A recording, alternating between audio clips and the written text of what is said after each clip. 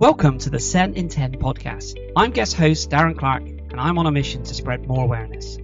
We'll be chatting to educational specialists to bring you inspirational stories and to discuss all things SEN. You can find us on Facebook at SEN in 10, where you can find out more about what we discuss and all our up-and-coming episodes. So thank you so much for joining us today. Could you tell us your name, background, and a little bit about your organisation? Hello, thank you for having me. My name is Helen Ross, and if we're being formal, it's Dr. Helen Ross, spells Dross.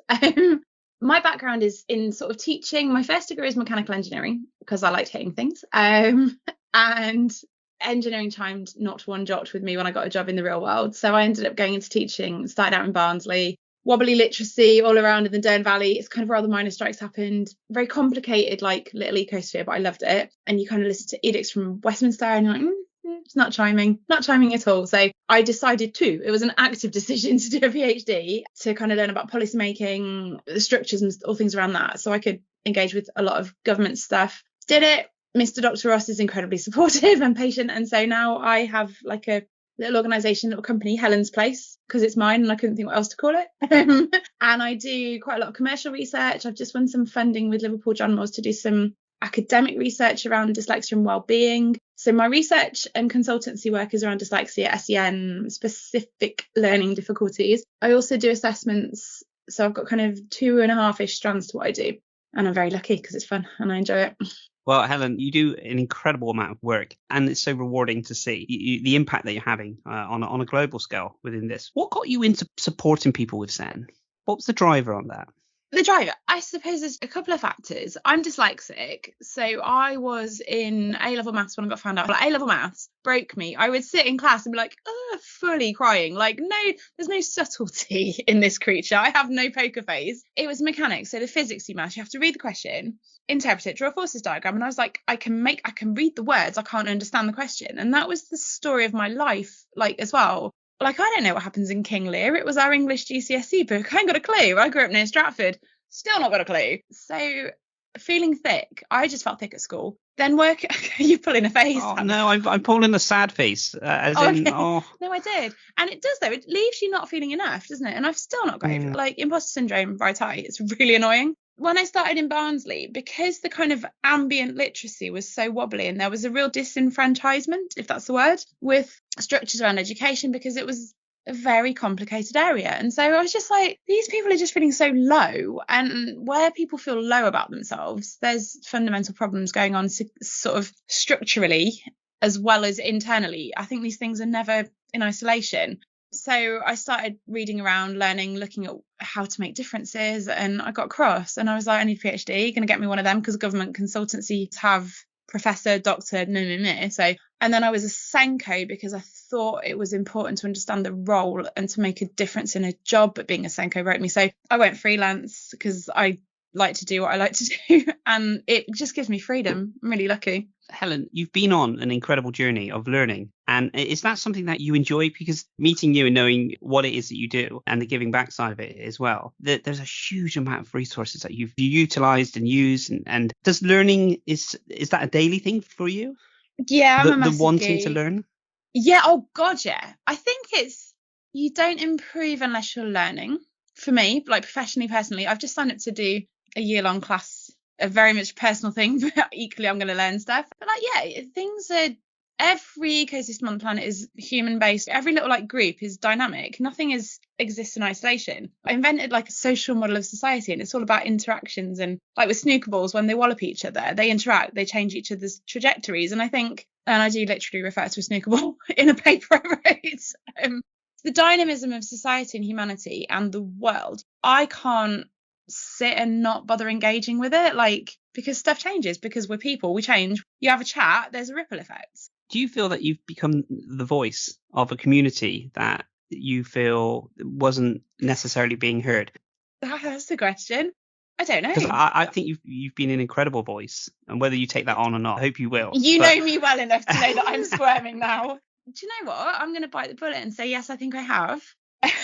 Because I get told off about this so much from people all around the world. People ask my opinion on stuff. And it's not unfounded. My opinions are, if I haven't got an opinion or if I don't know, I will say I don't know. And I think that's really important. So where I know what I'm on about and where I've been trusted with people's stories, then Absolutely, yes, I am a voice that has hopefully resonance, she says, squirming. I'm so pleased that you say that you have a voice, because you definitely do. Thank And I you. think it's so important, because we know only too well that not being able to speak up and not being able to elaborate and communicate in certain ways can be really frustrating. So it's inspiring to see others who are brave enough to do that. And then, like you mentioned, the ripple effect then. What do you enjoy most about supporting people with SEN? There's so many things that you do. You don't have to list all of them, Helen. No, if you don't want Christmas. to, but because everything you do, you have this bundle of energy, and we know there's days when it can be tough. And what do you enjoy most? At all levels, giving people answers.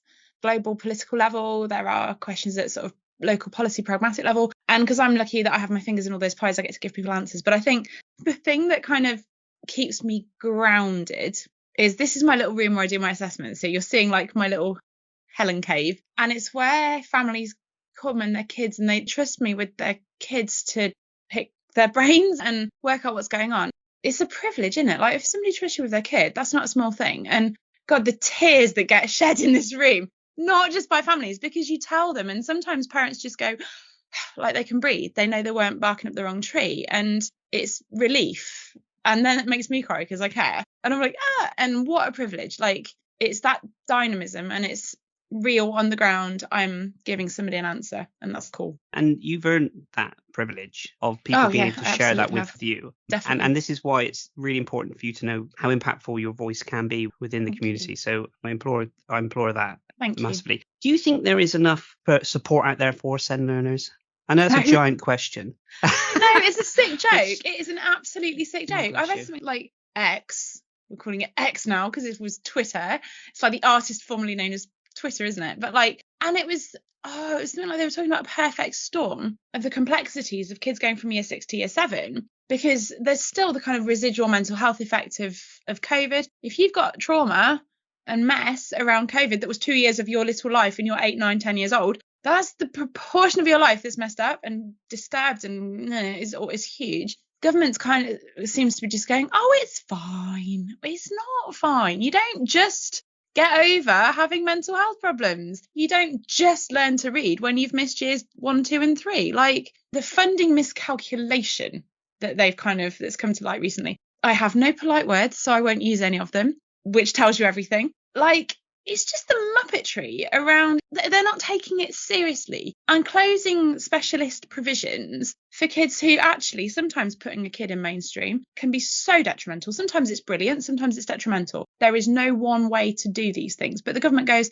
needs will be met in the classroom. That's great if you've got a kid who can manage. If you have a kid who finds noise literally painful or who can't read because of noise, like, no, it is not taken seriously. More needs to be done, and I think it's around giving people choice. But there is no choice because there's no resources. Helen, we'll close with that. And I cannot thank you enough for the work that you do, being the voice of the community and sharing that. Thank you so much indeed for your time today. That's okay. Always a pleasure. Thank you. Thank you for joining us on SEN in 10. And don't forget to subscribe so you don't miss an episode.